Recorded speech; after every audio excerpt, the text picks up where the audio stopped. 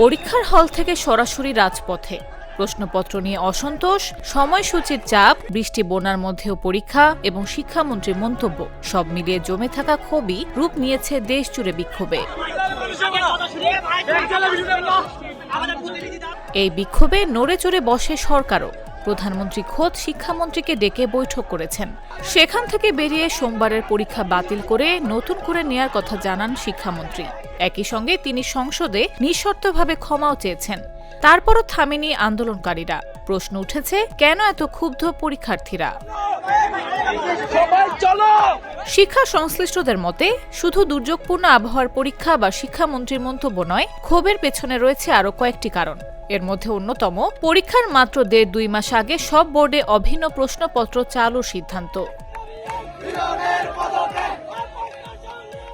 শিক্ষার্থীদের অভিযোগ, নতুন পদ্ধতির সঙ্গে মানিয়ে নেওয়ার জন্য পর্যাপ্ত সময় তারা পাননি।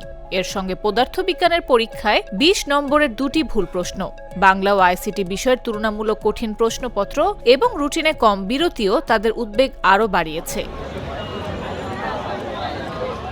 শিক্ষকদের মতে, অভিন্ন প্রশ্নপত্র রুটিনে বিরতি না রাখার সিদ্ধান্তে আগে থেকে ক্ষুব্ধ ছিল পরীক্ষার্থীরা। ১৩ জুলাই দুর্যোগপূর্ণ আবহাওয়ায় পরীক্ষা নেয় এবং সেদিনই পদার্থবিজ্ঞানে ভুল প্রশ্নে ক্ষোভ রীতিমতো বিস্ফোরণ ঘটেছে। তাতে ঘি ঢেলেছে মন্ত্রীর বিরূপ মন্তব্য।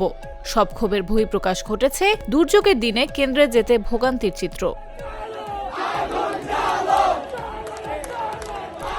বিশ্লেষকদের মতে, পরীক্ষাকে শিক্ষার সবচেয়ে গুরুত্বপূর্ণ অংশ বানিয়ে ফেলায় এমন পরিস্থিতির সৃষ্টি হয়েছে। তাদের মতে, সব বোর্ডে একই প্রশ্নপত্র সহ যেসব সিদ্ধান্ত হঠাৎ নেওয়া হয়েছে তাতে শিক্ষার উন্নতি হয় না, বরং বিশৃঙ্খলার সৃষ্টি হয়। পরীক্ষার আয়োজন ও প্রশ্নপত্র মূল্যায়ন সহ মূল্যায়ন পদ্ধতিতে আমূল পরিবর্তন আনলে পরীক্ষা ঘিরে প্রতিবছর এমন বিশৃঙ্খলা এবং অস্থিতিশীল পরিস্থিতির সৃষ্টি হবে না বলে মত তাদের। নিউজ ডেস্ক, জাগো নিউজ।